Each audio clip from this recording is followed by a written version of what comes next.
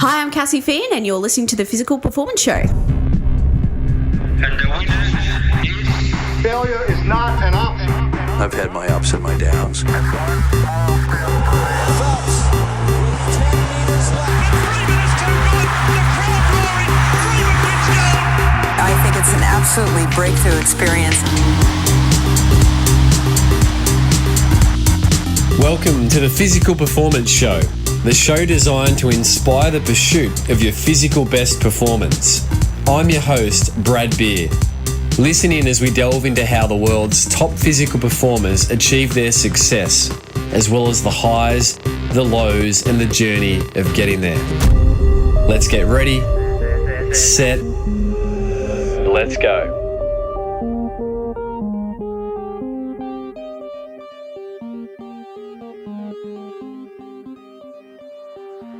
Listeners, welcome to another episode of the Physical Performance Show. I trust you've been having a great week and that you enjoyed last week's episode with up-and-coming Australian distance runner Patrick Tiernan.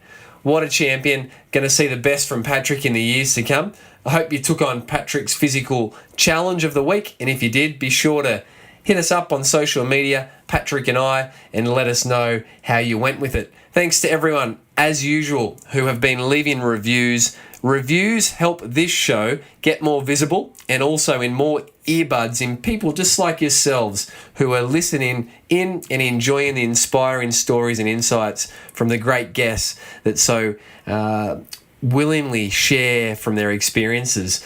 A big thanks to Amelia, who recently left a 5-star review. Magic podcast, pure gold. Brad, you got your wonderful message, so thank you for that. This is one of the most insightful, educational and interesting podcasts I've ever listened to. The athletes you have gotten on there are held in the highest respect for me, and I believe that they can reach everyone, athletic or not. So much about training for exercise or training for life. I'm a massive running fan, as I said, but for anyone reading this post, it caters for all and everyone should get on board. So incredibly talented, Braden as a teacher will use this podcast to help my students learn and benefit of all things health, fitness, training and mental stamina across the HPE teaching and running worlds I love. 5 stars, don't do this justice. Thanks again, mate. Amelia, what a wonderful review. Thank you so much. And it was great to actually run into Amelia, listeners, in a recent event here on the Gold Coast, the Curra to Jaramba. I was doing the 15K run with a patient of mine from POGO Physio. And Amelia said, I recognise that voice. And I thought it must have been my running buddy who I was running with, Tom, because he's a musician. And Amelia actually said, no, you.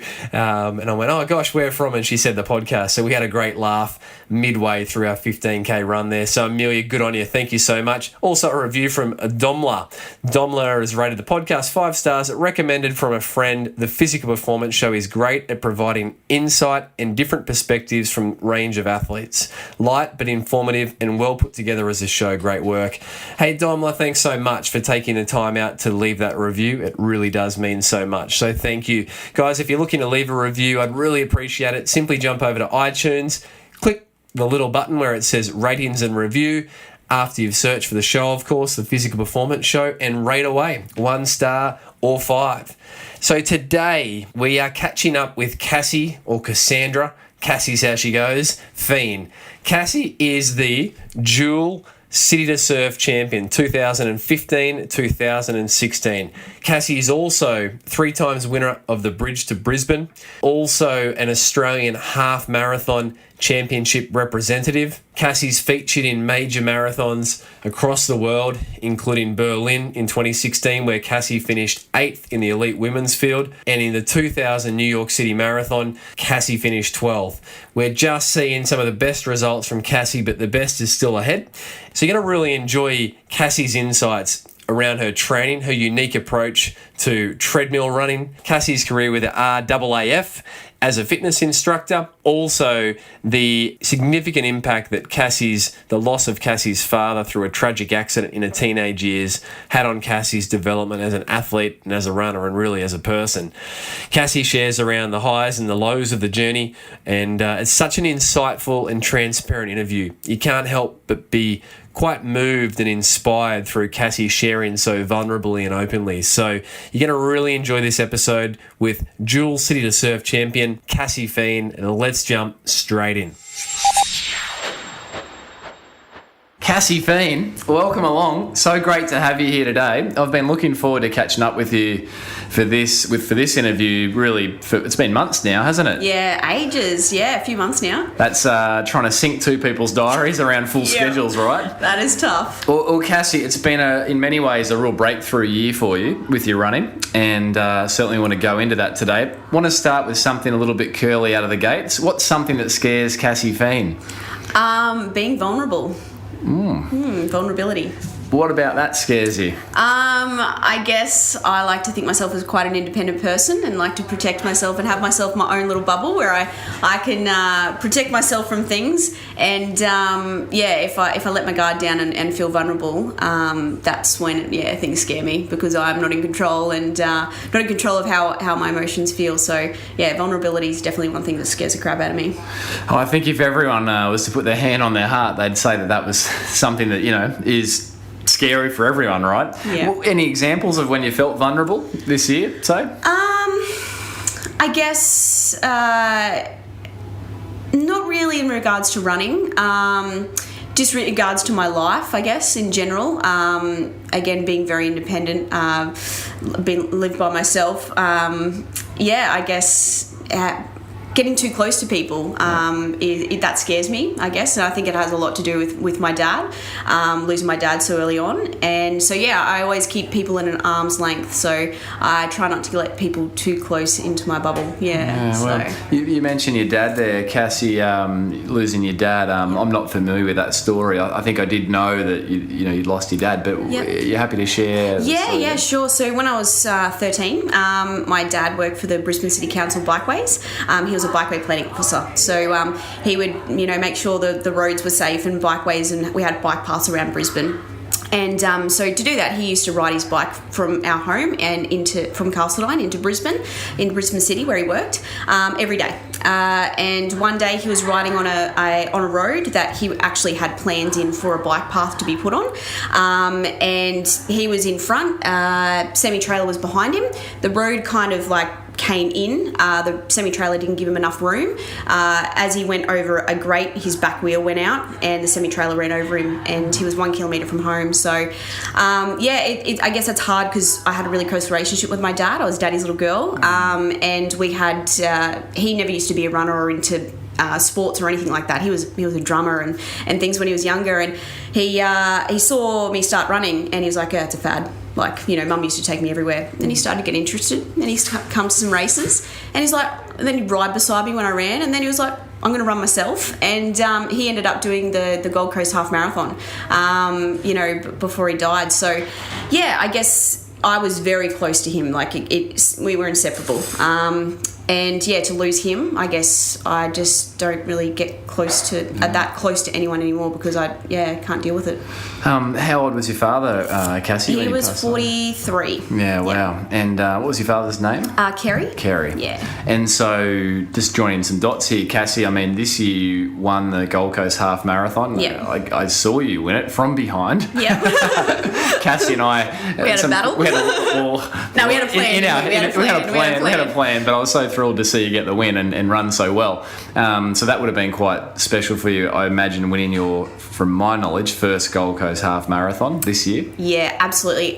Gold Coast always has a special place in my heart, particularly the Gold Coast event, particularly for those reasons, because I guess I'm following those footsteps that my dad did. And he was so proud to get that half marathon medal around him. I've still got it at home. Wow. And he would have done the Gold Coast Marathon for sure. Gold Coast is definitely one place that it's pretty special to my heart. And the Gold Coast event, that's always, I love being a part of it. So to get that, and even the previous year, last year, to battle it out for Jess, that was a really emotional event for me. To cross the line and third to podium, and then the next year to come and win it was absolutely incredible. Yeah, I mean, 2015 there was a great duel. There was previous guests of the podcast, Eloise Wellens and Jess Trengove, battling out, and you came in for third on the podium. So it's a pretty talent-laden podium, that one. So that was Yeah. a special year as well. That was really, really good. Like, Jess is such a good mate of mine, and she's just a beautiful person and an amazing runner. And we were working together. Like, I'd go, go Jess, go for it. She's like, no, come on. And so I'd keep up with her, and then I'd pass her, and I'm like, come on, Jess. Like, and we just kind of battle it out. And then up that straight, I don't know what happened, but I don't sprint. I've got no fast twitch muscle fibers to save myself. Full of slow twitch muscle fibers. But something came over me, and I got my sprint on, and that was awesome. It was really cool. And then 2016 picked up the win. What was the first thing, knowing that it's such a special race for you, that went through your head when you crossed the line at the Gold Coast? I kind of didn't believe it. I was aware of the fact that that the key players. Let's face it, the key players weren't there, like Jess and Eloise and the girls of the like. But it was still a pretty good field, and just to get that win on the Gold Coast, I couldn't believe it. I'm like, and to get the Australian Championship, that was also I haven't had an Australian Championship under my belt, so to get that Australian Champion, I guess, title was even more special. Yeah. Well, I suspect, Cassie, there's more to come. So bottle that emotion. Cassie, let's just rewind the clock and talk about growing up. And you mentioned there, grew up in Brisbane. Brizzy girl. With your father, Kerry. Were there any other siblings or? Yeah, I've got my brother. My brother Luke. So he's 18 months older than me. Doesn't run. Is not physically active at all. But in saying that, he's a pretty good big bro, because he does take out his bike and ride beside me on those long runs, and is my water boy. So it's not all the time, and I do have to grovel. And I think next year I've made a pact that I'll give him but I'll buy him a massage if he comes and does it. So I do have to start giving him incentives, because it is a long time. But I remember one time we were out riding, where he was riding beside me, and I was doing a 2.5 hour run, and he was whinging. He was complaining. He's like, "Oh, my legs are sore," and I'm like, "Don't you dare! I'm running, you're riding." So, so growing up with him, we're pretty close as well. So you got a good relationship. Very good relationship. Yeah. And when we say long runs, this is for your marathon training. I suspect these are the 30k plus. Yeah, 30 plus k. Yeah. So Luke's getting a good ride at the same time. Yeah, maybe once a week, if that. So Cassie, what was your early sporting life like? Were you always? You mentioned you were running, obviously with your father there, and were you always? Did you know you had some talent in running early, or what was the story like? No. So I was captain average at all sports. I wanted to play a sport, and I wanted to be good at it, but I wasn't. I was captain average. I'd try my hand at gymnastics, and then I'd try it for 1 or 2 weeks, and mum and dad were like, "No, you're not good enough." And then we also weren't allowed to play sport outside school, because that was cutting into family time. We went out camping and forward driving and water skiing. Actually, that was a big family thing that we used to do all together, is water ski. So we weren't allowed to play weekend sports, so I just kept it at school, and I played softball and netball and all that type of stuff, and just get the bare minimum teams and things like that. And then I saw cross country, and so I was like, oh yeah, I'll try that. And I'd always come fifth, and I said to Mum, I just want a medal, I just want a medal. And so I was doing actually drums at the time as well. Again, my dad was a drummer, and I was doing drums at school as well. And my music teacher went, well, you have to decide between cross country training in the morning or drums. And I'm like, all right, if you're going to give me an ultimatum, I'll do cross country running. And then so I just did some training before school, just I don't know, like everyone else did, and then I won the school cross country, and I'm like, oh my god, my first medal. And then I won the next level, and then I was hooked. And I think running found me. I didn't find running. It's my what gets me up in the morning. It's what's helped my oxygen, I guess. I'm so grateful that it found me, because that was it. That was no turning back from there. So there was not the immediate, state champion story or anything like that. It was very much a school of gradually improving. First cross country title, school cross country title, onwards. At your school years, Cassie, because I think this is really encouraging, what was your best performance, say, in the school years? Did you go on to states and nationals? Or? In my last year of primary school, I went to states, the state cross country trials, state championships for both cross country and athletics. But that was my last my last year of primary school, so that would have been year 6 or year 7. But before then, I was, as I said, very captain average. Always come 5th at the school cross country, year 1 to 5. So yeah, just state championships. Didn't win it or anything, but just made the Queensland team. So yeah. So at that stage, Cassie, did you have confidence in your running, or as you say, you just thought, oh, I'm okay, I'm better than a lot, but not the one podium in? Oh, I've never had confidence in my running. Wow. Even to this day. That's what I know. I lack confidence, and I even remember my dad being at one race, and he's like, how do you expect, he even said this, how do you expect to ever make the Olympics or ever beat someone if you think all these girls are going to beat you? Because I'd stand there before the start line and I'd go, oh, Dad, but she'll probably beat me, and she'll probably beat me, and she'll beat me, and oh, I haven't done enough training, or whatever it was, and even he gave me a stern talking to, and I thought I would have learned, but I still to this day and still not that confident in what I've got. So I find that I can resonate and understand. When I was a junior triathlete, I was often vomiting on the start line and feeling weak, and like, take me anywhere but here right now. I just want to be anywhere else. And then I'd beat myself up so much thinking about other competitors and what have they done, and how and then I had a 12-year break and came back as a adult, and just sort of, there was no pressure and no expectation, and just had fun with it. But I find it staggering for someone, the 2016 City to Surf winner this year, Australian Half Marathon Champion this year. I just find it staggering that you would sit and say that you still don't have confidence in your running. For listeners that are listening that are thinking, oh, what, that doesn't make sense. Can you unpack it a little bit more, Cass? I guess that maybe it's a coping mechanism. If I don't make it, or if I don't get to that point where I'll go, well, I told you so, I guess. I know it's a shortfall in mine, and I know it's something I need to work on, and whether I maybe need to see a sports psychologist about it, because maybe that will unlock what I need, I guess, to go to that next level, because I'm definitely not at that top end level. I guess I look at myself that I need to take another step or two to be in the mix with that top level.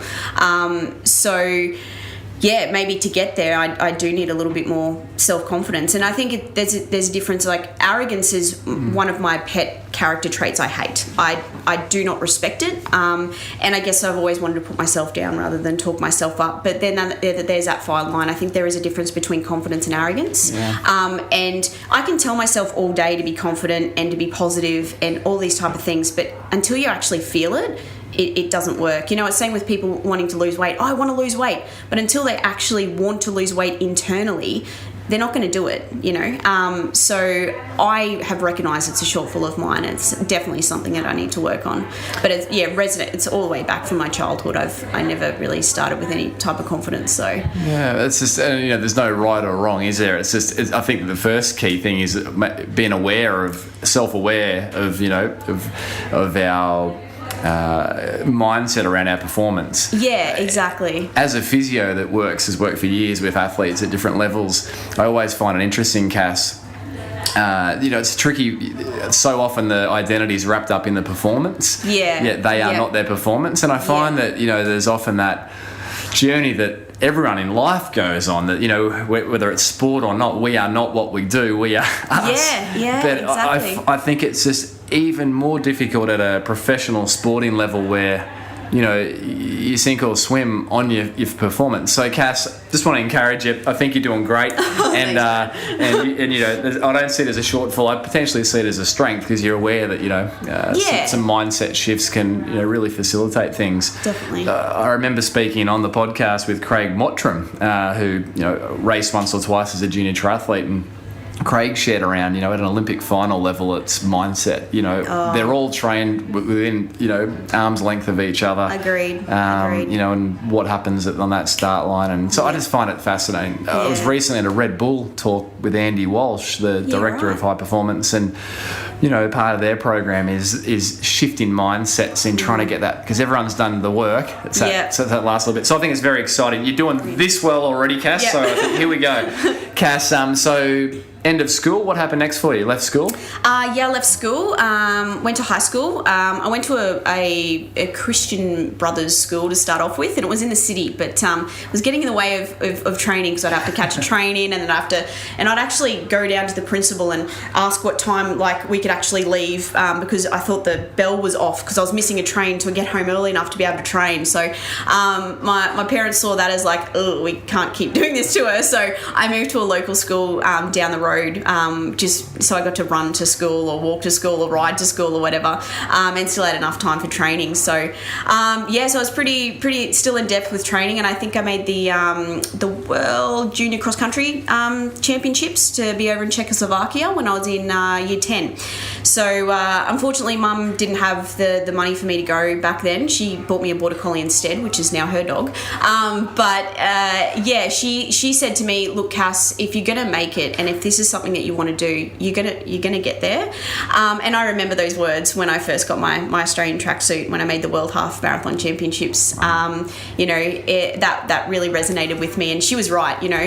She wanted so hard to be able to send me, and she tried everything, and we tried fundraising, but we just didn't have enough money. So, I'm grateful for that in a sense, because she knew that I was going to make it anyway. That by not doing this, it wasn't going to take an opportunity away from me. So yeah, wow. Yeah. And so, what after school you graduated? What was next for you? I know that it was obviously a military career. Yeah. What came next? I guess I didn't really know what I wanted to do after school. Year 11, most of year 12, I had a bit of a break from running.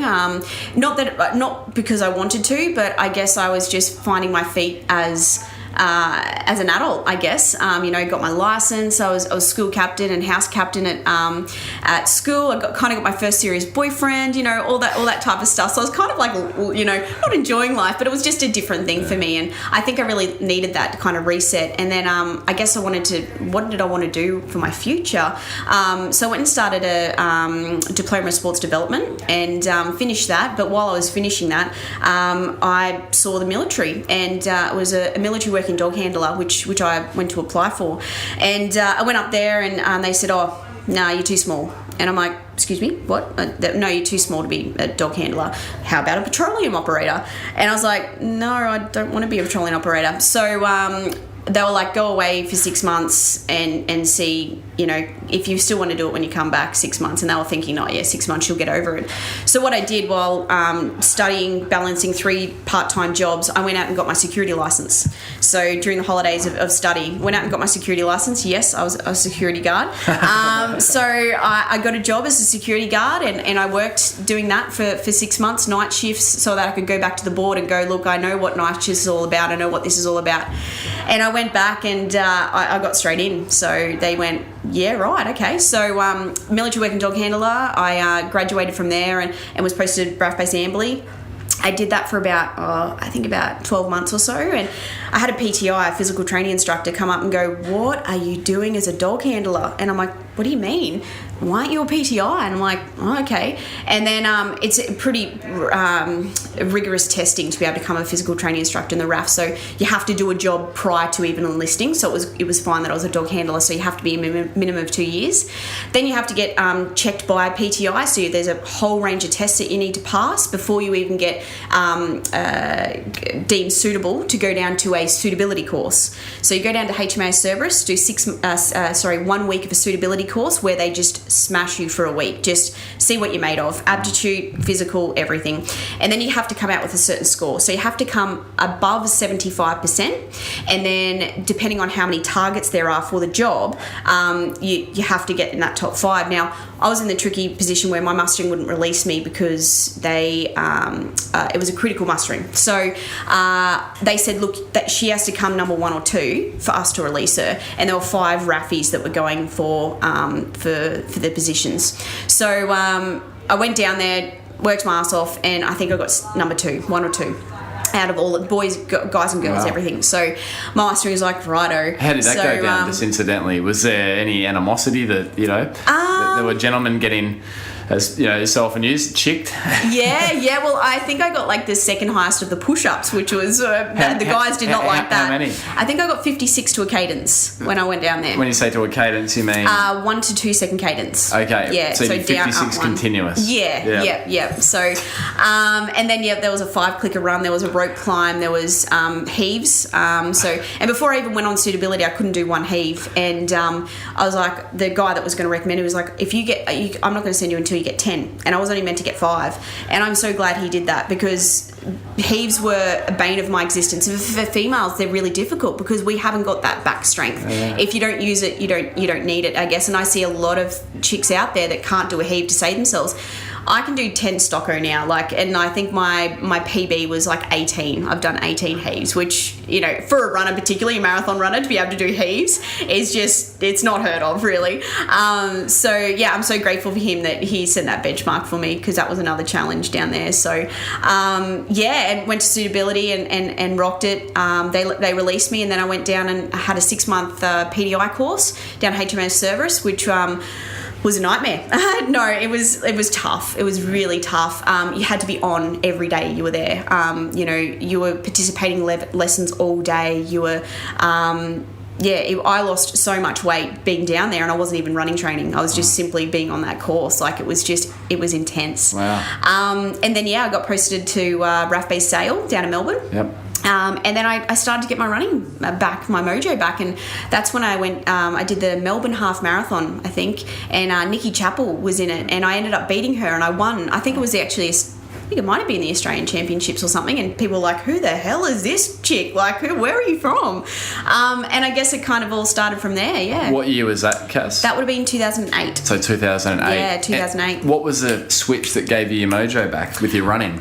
I guess I started to get back into a routine. My career was finally on track. I was finally in the job that I loved more than anything. And I had some stability, I guess. Prior to that, there was no stability. Going through one RTU, which one recruit training with the RAAF, and getting that on board, and then being a dog handler with shift work, it just wasn't working. I couldn't get into a routine, and then, obviously I couldn't do anything when I was trying to become a PTI. But once I finally got that posting, I had a proper job that I could go to, and then just have that training. Normal sort of regularity to the week. Exactly. So back then, lead into this kind of, I guess, senior sort of breakthrough performance, right? Would we call it that? 2008, definitely. First time you were on people's radar as a senior runner. Yeah. What was your training like back then? How many K? What did it look like? Oh my God, I've never had a training program, so I've always just run to feel. That's where actually I picked up treadmill training down in Sale, because it was freezing down there. So it gets epically cold, and the only way I could do it was train on a treadmill. And I never used to be a treadmill runner before then. I'd never run on a treadmill, to be honest. And so I just started to run, and I'm a creature of habit. I'm a routine girl, so I started running on the treadmill, and that's what I started. And I guess all I've ever done really is what I call build up. So I start at 5 kilometers per hour on the treadmill at level 2% incline, and every K I put it up 1. So if that's running for an hour, if that's running for 2 hours, if that's running for 30 minutes. That's all I did down there. Wow. That's it. I never did any sessions, anything. That was the same session done every time you're on the treadmill? Same morning and afternoon, that exact same. Nothing would change. So you start at 5K an hour at 2%, which is like a walk, fast walk? No, 5 kilometres per hour. It was 12 kilometres per hour, so 5 minute K 5 minute K pace, yeah. And you'd just go from there. What was the longest you ever got to on that? I think I've run on the treadmill when I was down in Sale. I think the longest was 3 hours I've done on a treadmill. Yeah. Wow. Yeah. So that was, because, you're known for some treadmill sessions, so that was the start of it. And so what, between 2008 and now 2016, if you had to, Cassie, cherry pick out one performance in particular as the most memorable and special to you, what would it be? Oh my gosh, I've had so many.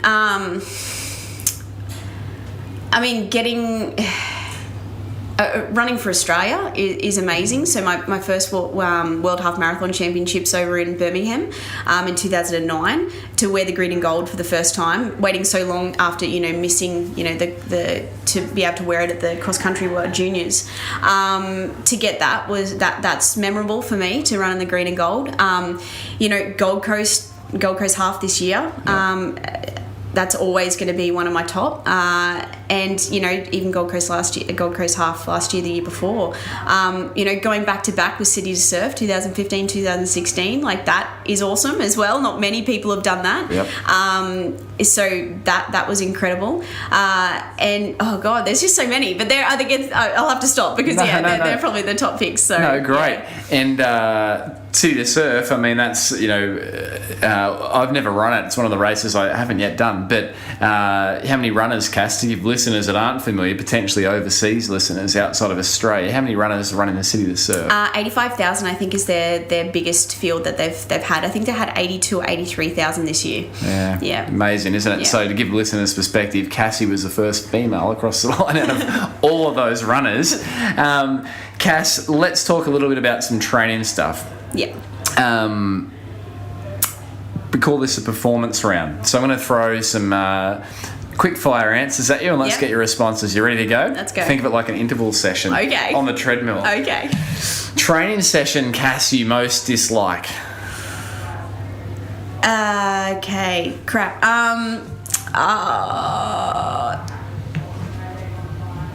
Speed work, I guess. Speed work. Yeah. Any sort of speed work? I don't do much of it's hard to say because that Stocko session that I gave you is pretty much all I do.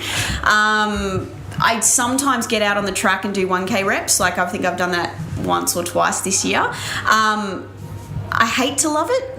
I love to hate it, I guess. Yep. So when I'm doing it, I feel like death, but afterwards it feels amazing. So I'd have to say that's one I dread and get most anxious about. Yeah. Feeling a satisfaction. Yeah. Have anxiety, then you feel great for having done it. The training session you most love? I love being on the treadmill and going for a long run, and just getting in my zone. So doing my classic build up is starting at that 12 kilometers an hour and just doing my build up, just every K. I get in my zone, and no matter how long it is, if it's 60, 90, that's probably my favorite. Brilliant. Favorite pre-race meal, Cass? I have to say rice now. Rice. Yeah. I've only had it once. I've only done it once, but it seems to be the best way. And then I've also discovered my little Revy caffeine strips. So put one of those under the tongue, and between rice and the caffeine, I'm good to go. Got the carbohydrates and the perk. You're ready. So what did you eat? We'll talk a bit more about some of your performances this year. What did you eat before Berlin this year? The Berlin Marathon. Berlin. What do we have? Did you visit the beer houses? Yeah, no, we didn't go there. I think I had creamed rice, actually. Okay. Yeah, so yeah. Starting the rice thing? Yeah. What time do you get to bed, Cass? I like to go to bed about 9:30. Yep. Yeah. Get up at? 5. 5 to 5:30, yeah. Consistently? Consistently, yeah. The athlete, Cass, that you most admire, who would that be and why? Oh, I couldn't even pinpoint one. I admire all athletes, regardless of their level. I've seen the weekend runners that are so passionate and so committed and so dedicated to what they do. That's admiring. I could not pinpoint one. I think there's so many different people that I admire running, sport, and just the general runners. Like, honestly, they are so committed and just love their sport. It's amazing. I agree. I mean, it's any race, it's the same distance no matter what the time. It's the same distance, and it's such a thrill. We go through the same pain. Just because it's someone's faster, it's all relative. Exactly. It's all relative. Question, Cass, just a tangent on that. Was there an athlete that, as a girl growing up, that you saw on the TV or maybe saw at the Olympic Games that really caught your attention? Was there ever anyone that jumped out for you? Not really for me. I've never been that type of person.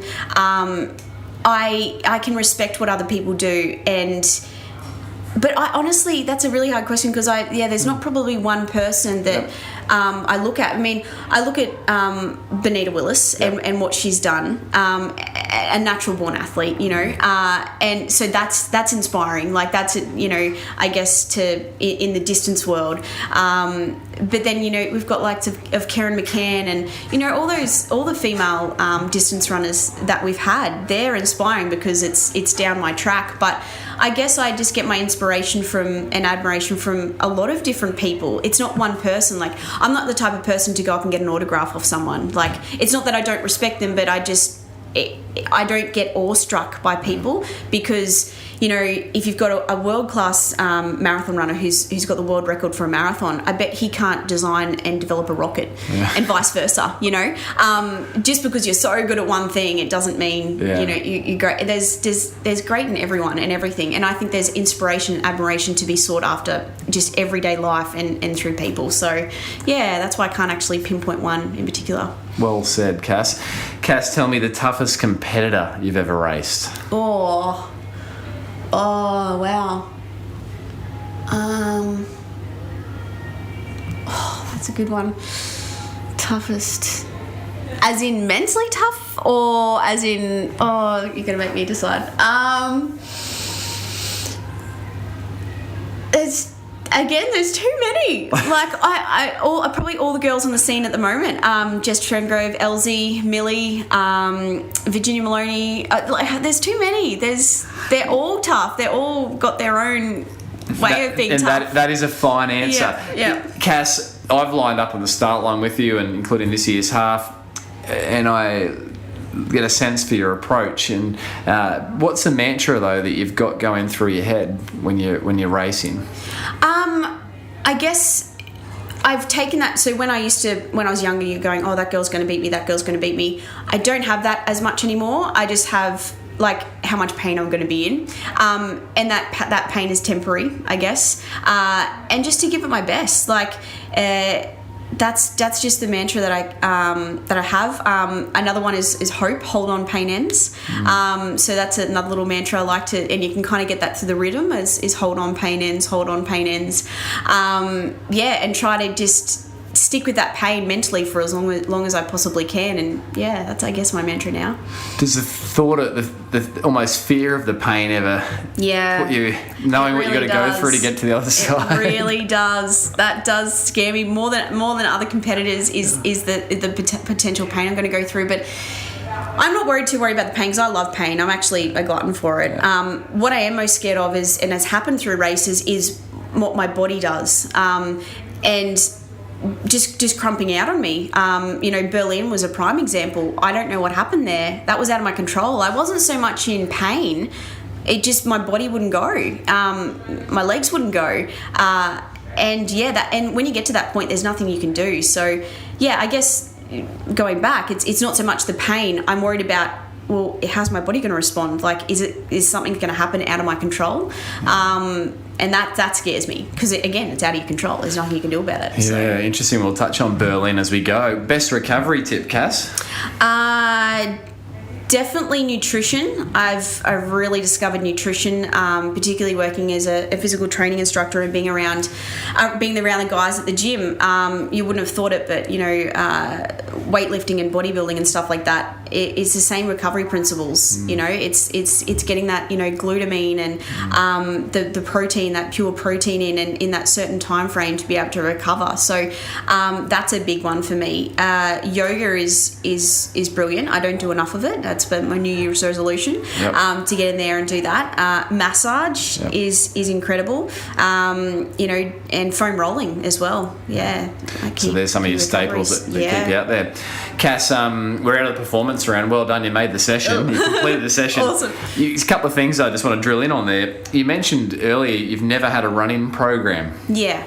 So how does that play out for you? You said you run to feel. Yep. So do you have a bit of an idea in your head of what you want to do that week? Yep. In the bigger picture leading into an event? But then you get up and you'll quickly modify if you feel you need to. Absolutely. So I have how many K? I only work on Ks. So how many Ks I generally want to cover during that week, and then I just go out to make that happen. So I try to work out, okay, if I need to do this many Ks, well, I've got my long run Sunday, so that's pretty much a staple. And then I just break it out for those rest of those 6 days or 5 days or whatever to be able to have the bigger sessions in the morning and then just have a really easy 5-minute K pace in the afternoon. And put the incline down on the treadmill a little bit on the afternoon just to, tick the legs over. So that's all I've ever worked off is a general guide of how many Ks I want to do, and then just fitting in the Ks around there. So, and it's a big thing is because of my job, I have to be flexible, and I guess it comes with its shortfalls in the sense of it's hard to taper and to actually hit a race like bang on at the precise time that you want. But in saying that, it's made me really go, like when people have coaches and say they're coaching from a distance or something like that, they want you to do a certain set, and so you have to do what they do, and you have to have that recovery. Whereas with me, is I'm really in tune with how I feel.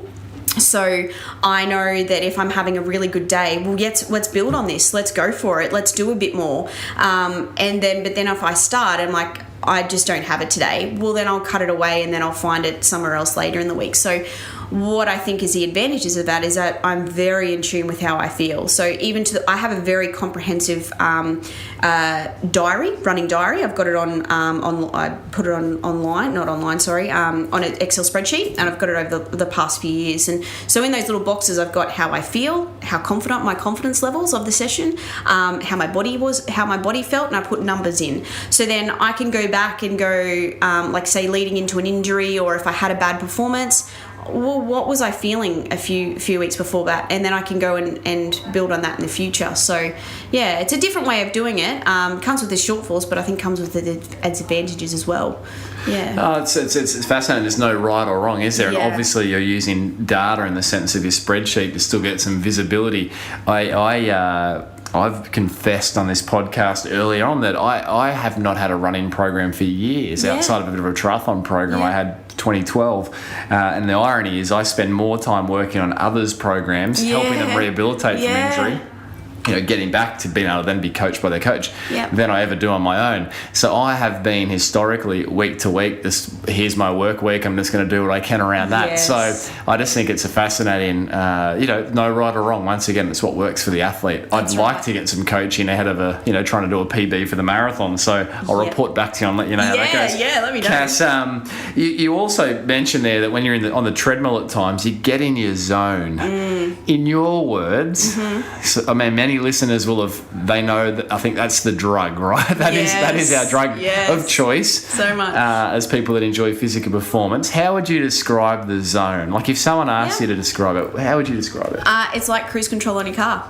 That's exactly how I describe it. It's like when you're on the highway, you click on cruise control and you're good to go. Whether you listen to tunes and you're just in your zone. You're just like watching the world go by, and it just feels effortless. You don't have to do anything. So that's definitely what the zone feels like.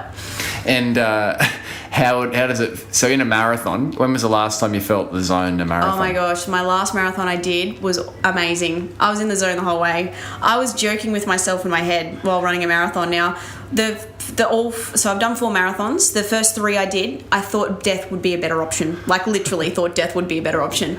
But this last marathon I did was amazing. I was literally joking with myself pretty much the whole way until the last maybe 3K.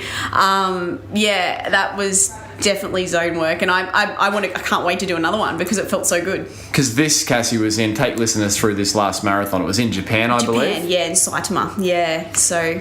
And what time did you run for this one? 2:33:13. Which, Cass, I believe, is a PB? PB, yep.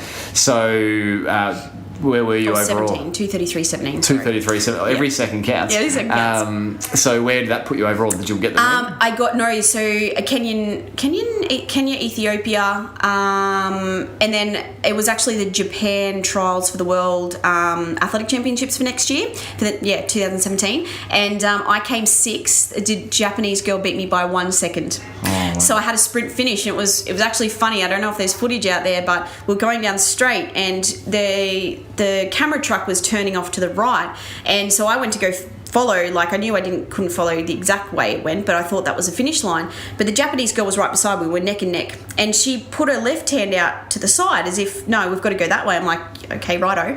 So I went to go run that way.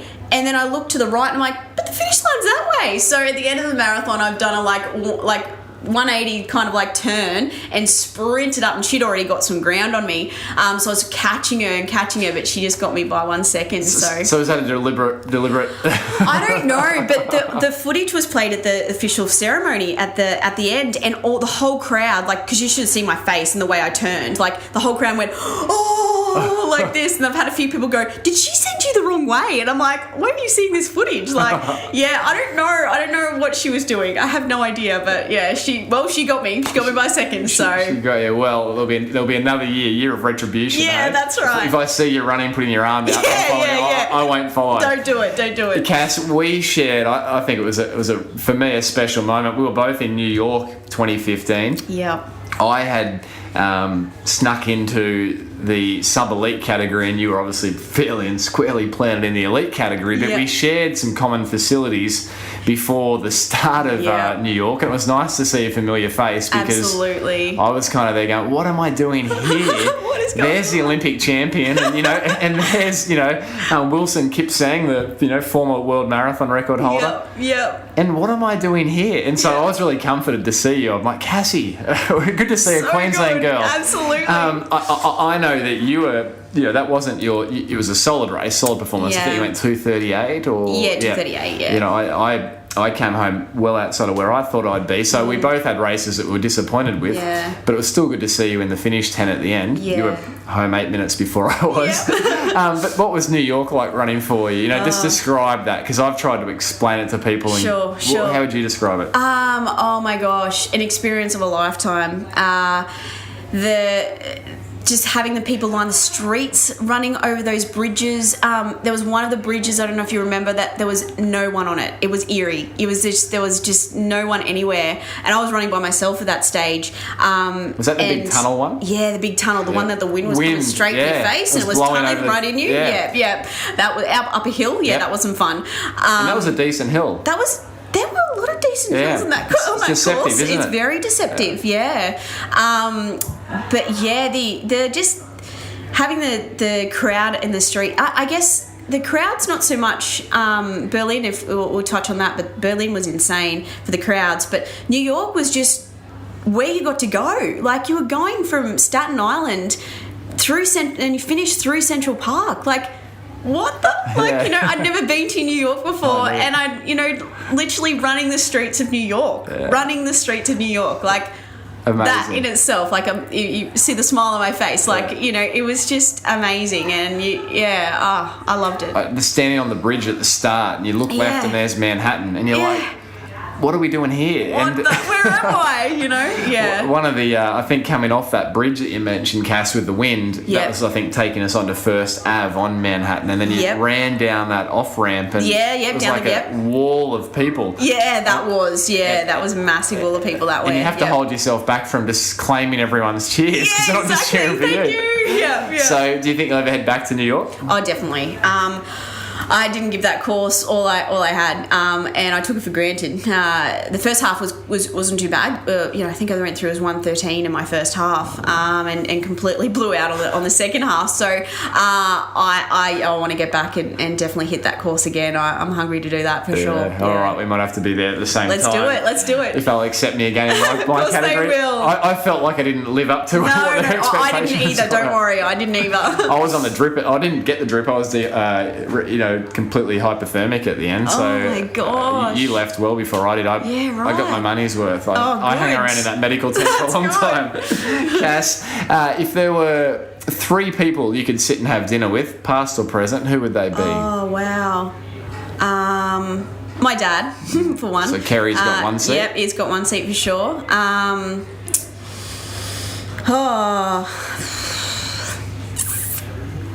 Oh, man. Who else would I want? That's really tough, isn't it? It is tough. Oh, wow. Who would I want to pick someone's brain? I am completely stuck. have no idea. Isn't that terrible? It's okay. Yeah, I don't know. I'd have to think about that one. Are you doing that now? Yeah. Two other people. Would they be people. Runners?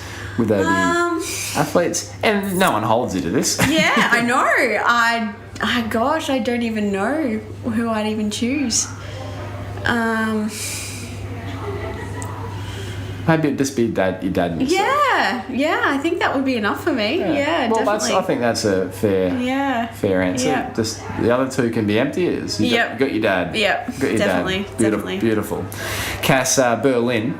Yep. I haven't experienced that, but how would you describe the Berlin Marathon experience? Yeah, it was awesome.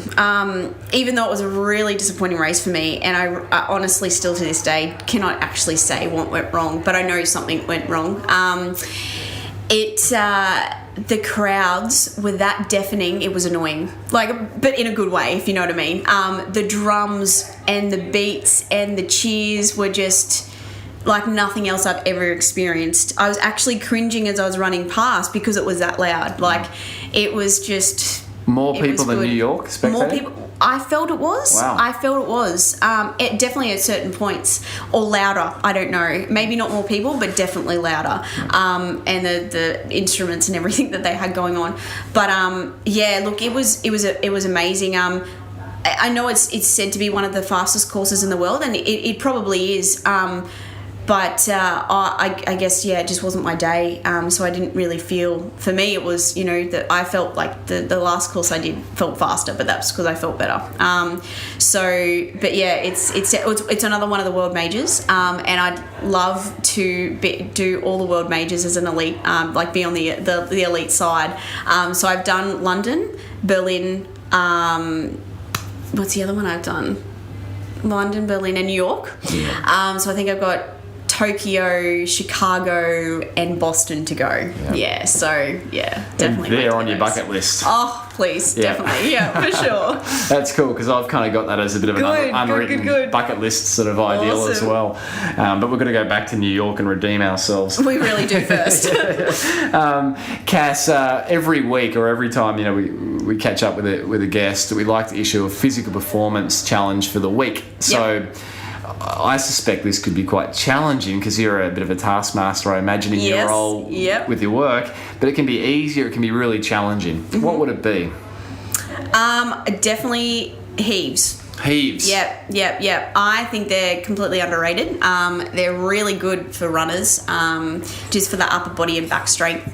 And they're difficult to do if you don't do them, and people don't do them. So a lot around the military, we have a lot of door frames that have a heave bar, and it says, don't walk past until you do one. So, it's kind of make you walk past and stop and do one. And they're a great thing to tack on at the end of a run as well. So you've done a hard session, go out to crack out some heaves. So, So we'll get some video of Cass doing some heaves, and we'll pop it up in the show notes, so you'll be able to see how to execute a heave. And then if you take on the heave, be sure to let Cass and I know on social media, tag us in, and we can celebrate your heaving. Cass, where can listeners that want to find out more about your running journey and your sports journey, where can we find you? I'm really bad with social media. I'm terrible. I do not like self-promoting. So I'm not really up with all that type of stuff. But I do have a Facebook page, and probably Instagram is where I use most of for my running kind of platform. And as much as I hate doing it, I want to be able to, love to do it, because I think it's a really important platform these days. And it's not for the fact of self-promoting yourself. It's the fact of, I get so many people go, why can't you post more pictures? Just everyday people, and why post more pictures? You inspire me, or you would do this. I'm not trying to talk up myself, but just by scrolling through your social media and looking what someone's doing, if they've had a hard day or something like that, or even the stuff I use, the shoes I use and things like that, if it can help someone get more out of their running or more out of their life, then it's important. But so again, that's another New Year resolution for me, to try to kind of get on the whole Instagram and social media thing, to kind of use that and it, if it just helps one or two people, that's awesome. Yeah. Well, you posted something not long ago about a treadmill session or something, I think it was, and it caught my attention. I'm like, oh, cool, thanks for sharing, Cass. That's really good. I didn't know that. Yes, so definitely. More of those, please, Cass. Absolutely, I'll make it a thing. And Cass, as someone that's done quite a few races in the same races with you, I just want to say, well done on your approach. What I really admire about you most is that I know that anytime I see Cassie Fien at the end of a race, that there is minus fuel left in the tank. I just love the fact that you just give that thing everything you've got. So I want to keep seeing more of that, and all the best with the year ahead. On that, we started off there just talking about this representative races and things. Yep. Do the Com Games and Olympics have a special spot for you, or is that something that you're really more focusing on being the best you can if that happens at manifest? Yeah, I guess prior to Rio happening, I would have the goals of Commonwealth Games or trying to make the Olympics or something like that, and they would be my goals. I would pin everything on that. But I guess after missing out on Rio, I realised that it's kind of out of my control of actually making a team. Like, there's so many other factors, like the other girls and how they perform, and selection and all this type of stuff. So I can't control the other girls, but what I can control is me. So if I plan each day to be the best runner I can, and that makes a team, awesome. Like, yes, definitely Commonwealth Games 2018 and 2010 in Tokyo is a goal of mine, but my first goal is to be the best runner I can be. And knowing that if I don't make the teams, at least I can look back or put my hand on my heart going, I gave it my all, I was the best runner I could, and I still didn't make it. That's okay. At least I was the best runner I could be, because let's face it, we're not going to all make the Olympics and be world champions and get world records, but I love it so much, and I know running will be in my life for the rest of until the day I die, until my last breath. And even when I'm finished with competitive running, I can't wait to get into ultras and run the world through ultras. Do 100, 150, 200 Ks all around the world. Like, I cannot wait. It is just what makes me tick. Nothing in my life makes me happier, not even people. Like, it's weird, it's crazy, but it's in my life, and it's gonna stay. So beautiful. I'm shaking my head because that's where I think we have a lot in common that it's separated. I haven't yet gone into the ultra fascination, but so good. I'll be cheering you on. Awesome. I'll drive your water. Yeah, nice. Cass, thanks for coming in. No worries. All the best Thanks in the future. so much. Thank you.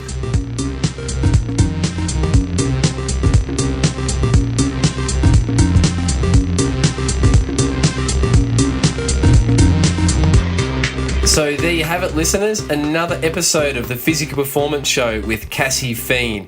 I trust you enjoyed the insights Cassie shared, the inspiring stories, and are motivated and inspired to pursue your physical best off the back of that interview. Big thank you to everyone who's been leaving reviews once again. If you have yet to do so, please jump over, take a brief moment on iTunes to leave one. I'd be so appreciative of that. If you'd like to get today's show notes, be sure to jump over to pogophysio.com.au, and there you will be able to find all the references and links we mentioned throughout the interview, including Cassie's social media handles, and be able to stay afoot with Cassie as she journeys on towards the Commonwealth Games and beyond. Coming up on episode 43 of the Physical Performance Show, I catch up with the show's first Olympic gold medalist. That's right, Olympic gold medalist. So on episode 43, I had the distinct pleasure of catching up with Australian sailing legend Matthew Belcher. Matt won gold in the 2012 London Olympic Games in the 470 dinghy class, where he partnered up for the last time with Malcolm Page in taking gold. From there, Matt went to the 2016 Rio Olympic Games, where Matt and his new sailing partner, Will Ryan, came away with such a courageous silver medal. In this interview, Matt will take us through the journey of his sailing career, how he got started, how he's gone on to win an unprecedented number of world championships in the 470 dinghy class, the meeting with his wife, who's also Rika, who's also an Olympic sailor, and so much more. You're in for a real treat. This is the show's first Olympic gold medalist. I had the distinct pleasure of catching up with Matt in person at Pogo Physio in the flesh. You're going to love it. If you want to hear from a gold medalist, be sure to tune in next week. Until then, keep pursuing your physical best performance. I'm Brad Beer, and this has been the Physical Performance Show.